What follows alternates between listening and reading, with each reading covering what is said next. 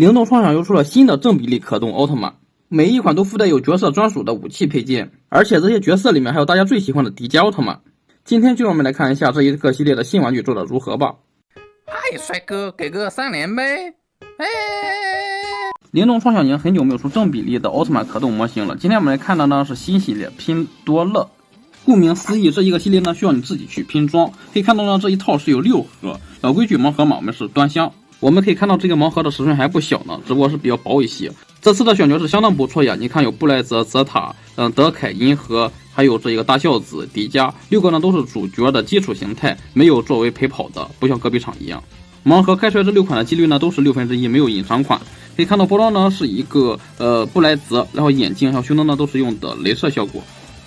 盒子的背面还提到浑身呢有21处可动关节，希望它的可动能好一些吧。盲盒依旧是不太好撕。盲盒端箱的话，可以保证我们开出来的每一款呢都是不重复的，放心的说哈。可以看到第一盒呢开出来的是这一个泽塔的阿尔法利刃形态，看到武器呢是有涂装的，身体呢部分是带有涂装的。盒子里面所有的内容物呢就是2把零件，3只手型，再加上一本拼装的说明书。零件可以轻易的手撕下来，不过我还是建议用一下剪钳，不然的话随口呢还是会有些难受的。组合度方面竟然意外的非常丝滑，也就是布莱泽的小臂以及迪迦的胯部需要大力金刚指。所有的角色都是除了手型之外只有2把零件，所以说呢拼起来也是非常简单的，新手也可以轻松的拿捏。这一期视频呢我们一口气把这6款全都看完，虽然拼装过程是十分轻松的，但是架不住一口气要拼6个呀，所以说呢还是直接手撕零件了。我们可以看到这一个布莱泽、银河以及捷德的这一个效果竟然还意外的不错，然后就是迪迦还有德凯，因为眼睛是黄色的嘛，所以说看着有些别扭。效果最差的就是这一个布莱泽了，因为就它是银色打底的，所以说呢它浑身都是橙色银色，就会看得很难受。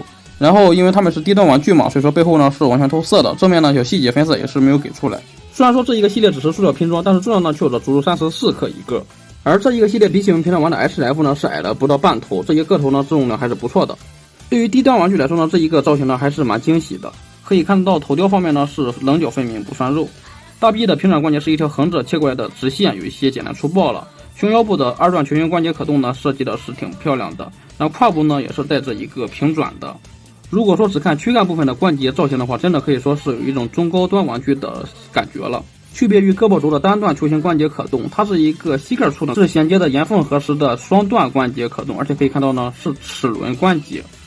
除了膝盖处以外，他们的肩膀关节呢其实也是齿轮关节，也正是因为他们的肩膀关节这里呢只做了一个齿轮的转轴关节，所以说呢是没有办法进行向前包胸的。所以说非常遗憾，以迪迦的可动来说是摆不出来这一个载配料光线的。对于这些奥特曼身上没有上色的地方呢，也是做出来细节刻线的，而且呢这些细节还有刻线呢做的是真的挺精致的。不过呢这些地方并不是皮套褶皱效果，而是单纯的水纹，毕竟成色嘛。布莱泽的头部、胸腰、胯倒是做出了这一个金属银的涂装，如果说你不看它的4肢的话，真的可以说是效果竟然还挺唬人的。而可动方面呢，4款玩具大差不差，低头幅度、抬头幅度都非常的小，然后转动呢是没问题的，胳膊的平台可以达到90度，大风车没问题，大臂根这里可以平转，然后胳膊肘这里呢也是可以进行平转的，曲轴的幅度可以达到90度，手腕呢是球形关节，但不算很灵活，胸腰部的前倾后仰幅度比较差，转动倒是没问题。然后胯部呢可以轻松的一字马，虽然说它的胯部呢看着像是 FS 的外观设计，但是呢是不会露出来欧筋筋的。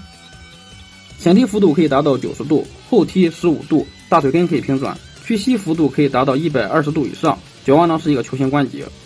配件方面呢，6个角色的手型都是一样的，一对握拳手，一对这个飞行光线手，以及一对武器握持手。手型的材质是软胶的。专属配件的话，除了迪迦之外全都是武器了，可以看到呢是有做一定的有涂装分色的。而且这些武器的尺寸还不错，感觉可以勉强给 HF 用呀。对于 HF 来说呢，这一个矛呢是捆绑在了那一个银河斯特利姆里面，这一把剑呢是捆绑在了天空大树那里，泽塔的这一把是捆绑在了银河出生里面，捷德的这一把是捆绑在了大角牛那里，而最后布莱泽的这一把呢是自带的没有捆绑，只不过它的尺寸方面吧，比起同系列真的可以说是缩水了太多呀。